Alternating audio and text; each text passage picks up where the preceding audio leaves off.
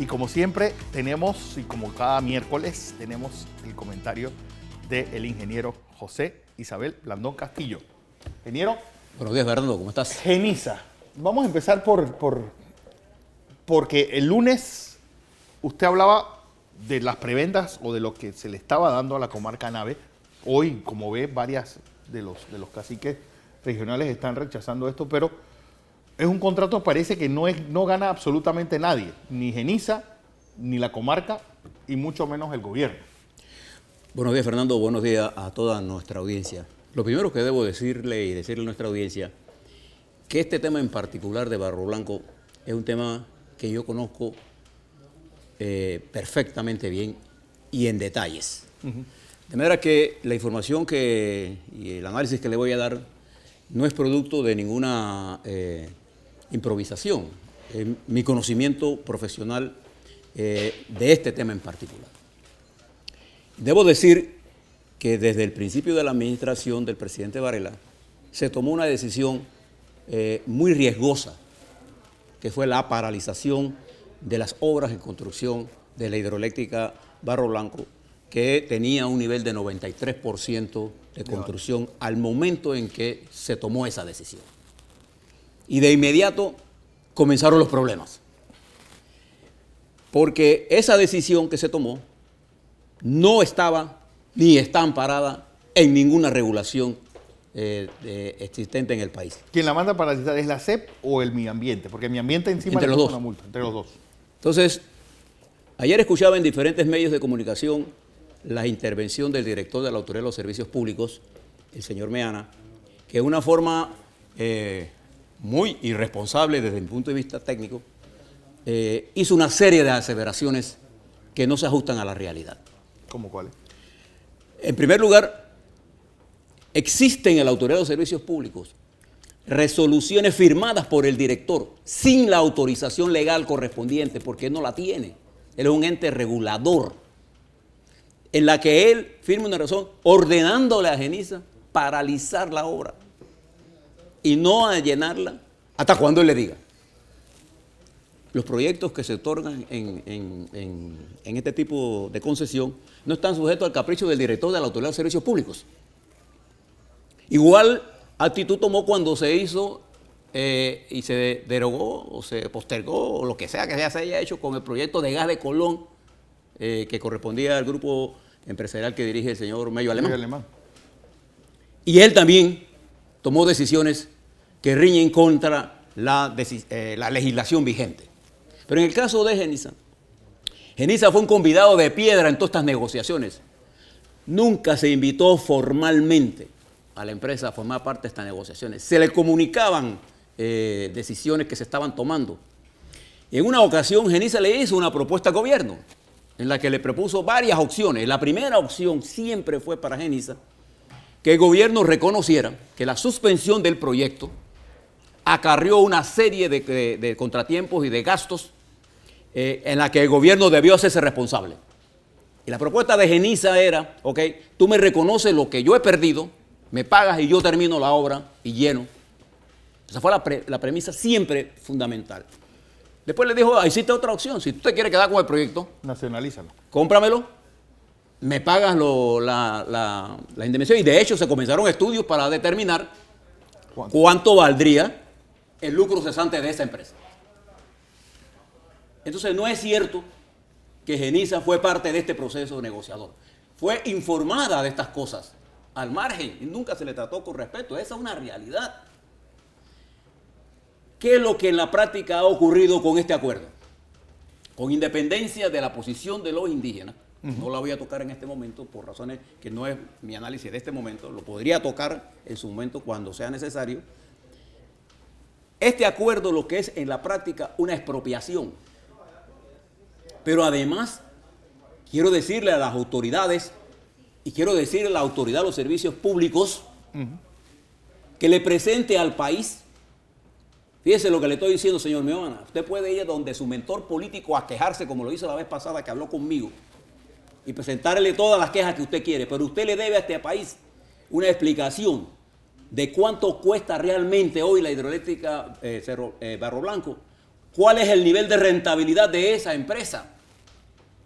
Es nula. Porque en este momento Barro Blanco tiene una rentabilidad muy marginal y sus costos, como se han incrementado por tanto retraso de la obra y el incremento del costo financiero y el gran costo de la obra de infraestructura para generar escasos 30 megawatts, no da la rentabilidad para eso. Entonces yo me pregunto, ¿sobre qué teoría financiera se le va a dar a un grupo 15% de los ingresos brutos? ¿Desde cuándo acá la riqueza que se genera en una empresa se reparte de esa forma? Sobre cuál es el mensaje que estamos enviando al mundo que hoy tiene una serie de apresiones contra Panamá. Entonces, la autoridad de los servicios públicos es un ente regulador, no para complacer ni a la autoridad ni al gobierno de turno. La autoridad de los servicios públicos como ente regulador solo puede hacer lo que la ley le permite y tiene que actuar en forma justa con respecto a los operadores del sistema y a los consumidores del sistema. No tomar parte con ninguno de ninguno de los dos. Es una función regulatoria. Y como es una función regulatoria, solo se puede hacer en base a la ley, independientemente si el ministro, el presidente o la Corte, que sea dentro de la ley. Y si la Corte Suprema emite un criterio de juicio jurídico sobre una acción, entonces la autoridad de los servicios públicos tiene que acatar lo que la Corte Suprema de Justicia diga. El director de la SED se está exponiendo, y eso se lo dije yo a él personalmente. ¿Sabe lo que hizo? Llamó a su mentor político para quejarse de que yo lo estaba amenazando. Yo simplemente le estaba dando un consejo profesional. Y hoy se lo reitero, señor Meana, usted se está exponiendo y está exponiendo al país con decisiones que no están enmarcadas en su responsabilidad. Y un funcionario público solo puede hacer lo que la ley le permite. Entonces aquí hemos creado ahora, mira la situación en que estamos. Ayer Genisa saca un comunicado en la que reitera su posición. El gobierno saca un comunicado que ni dice ni no dice, porque el comunicado del gobierno dice, ellos fueron comunicados de decisiones que se estaban tomando. Pero en ningún momento el director de la SED puede presentarle al país un documento firmado por Genisa, en donde Genisa acepta las posiciones que ha dicho el gobierno. Porque ese sería el documento central de esta discusión. Y ahí acabaría todo este debate. Pero no lo existe. ¿Y sabe por qué no lo existe? Porque jamás lo podría hacer. Genisa no es un gobierno, Genisa es una empresa que tiene accionistas. Claro. Una parte de los accionistas de Genisa son norteamericanos, que se van a amparar en los tratados que amparan la inversión extranjera norteamericana. ¿Quién se va a responsabilizar? Ayer escuchaba al director decir, no existe ningún documento. Sí, ellos pueden demandar. ¿Y qué pasa si ellos ganan la demanda? Porque la van a ganar en los tribunales internacionales. ¿Quién se hace responsable de esos actos? ¿Cuánto puede ser una demanda? Bueno, la demanda puede ser, acuérdense que se está sobre la... Hay varias cosas por demandar. Hay lucro cesante. Claro. Hay costos que ellos han tenido que recurrir durante todo este proceso intervencionista, porque hubo un proceso intervencionista cuando se decretó la paralización de la represa. Ese fue un proceso intervencionista que no estaba regulado por la ley. Eso era ilegal lo que se estaba haciendo. Fue una decisión de carácter político y no jurídico. Y todas esas decisiones tienen una implicación. ¿Y por qué me preocupa esto? Porque como yo le decía el lunes, el sistema eléctrico requiere de inversiones permanentes. Requerimos para el nivel de crecimiento de la República de Panamá y para las necesidades en los próximos 10 años inversiones por el orden de 1.000 millones por año. Entonces yo no puedo estar dando mensajes equivocados, quitando concesiones porque me cae mal, y yo quito la concesión de gas al Colón porque eso es para otro. Quito la concesión de Barro Blanco porque bueno, no quiero llegar a un acuerdo con los indígenas. Eso no funciona así. Porque la pregunta es, ¿eso debió nacionalizarse antes que el gobierno consiguiera hiciera esta operación? Es que la política de nacionalización fue revertida en el año 1994. Cuando Pérez Valladares. Cuando Pérez Valladares tomó las decisiones que estaban enmarcadas en el gran consenso de Washington, en los acuerdos de Washington, que mandaron a privatizar todos los servicios eléctricos. Yo me opuse a ese proceso de privatización, quiero que usted sepa. Sí. Pero una vez que eso se convirtió en la ley, Esa es la ley de la República. Yo no puedo estar en contra de una cosa, yo puedo tener mis opiniones sobre eso. Pero tengo que respetar la ley, que es la ley del país. Claro. Y sobre la cual se mueve la masa de inversiones en el sector eléctrico que sobrepasa los 3.500 millones de dólares. La preocupación de los sectores privados en Panamá es cierta, es real. Por cualquier presión política, con o sin razón, yo no puedo romper el esquema económico del país. Entonces yo pienso que en este momento una de las grandes responsabilidades de toda esta decisión recae sobre el ente regulatorio, que no tuvo los pantalones de decir al gobierno, esto no es así. Si usted no está dispuesto a aceptar esa responsabilidad, entonces mejor que renuncie. Usted no puede ser director de una entidad regulatoria si usted no tiene la capacidad de decirle a quien le manda una instrucción, eso no puede ser. No puede ser. Entonces, eso es parte de lo que está ocurriendo. Estoy sumamente preocupado por las consecuencias que esto va a tener, con independencia ahora del problema político que genera esta discrepancia, que profundiza una lastimosa lucha que se da en el seno de la sociedad. Yo creo en el desarrollo de la comarca Nove Buglé, pero el desarrollo de la comarca Nove Buglé solo se puede hacer cuando nosotros entendamos que quienes deben definir el desarrollo son los propios Nove Buglé. No con esquemas nuestros, impuestos por nosotros, vamos a conseguir el desarrollo de la comarca Nove Buglé. Y no por darle 15%. Entonces, escuché también que en los arreglos se decía el 50% de la mano de obra que genera la empresa hidroeléctrica va a ser Nove Buglé. Yo les pregunto a ustedes, ¿ustedes saben cuántos empleados se lleva una hidroeléctrica? 20, 25 como Una más. tontería. Pero los empleados que necesita son de alta tecnología. Sí. ¿Cuántos de ellos están en la comarca? Y si alguien estuviera en la comarca, porque existen ingenieros en la comarca con gran capacidad técnica, están ya en otros proyectos. Claro. No existe ese personal técnico, no le estén diciendo tontería a la gente. Pero además, si Barro Blanco arrancara mañana a producir, arrancaría con pérdidas. Sí, arrastrado de un año y pico. Porque el nivel donde se hizo la contratación, el costo del kilowatt hora, no paga la inversión. Entonces, ¿dónde van a salir los ingresos? ¿Van a utilizar el ingreso bruto para pagar? Cuando lo primero que tiene que hacer un proyecto es amortizar la deuda. Yo me pregunto, todo esto, ¿qué efecto tendrá en las finanzas públicas? Bueno, lo que sí vamos a ver es el efecto que hay en la opinión pública.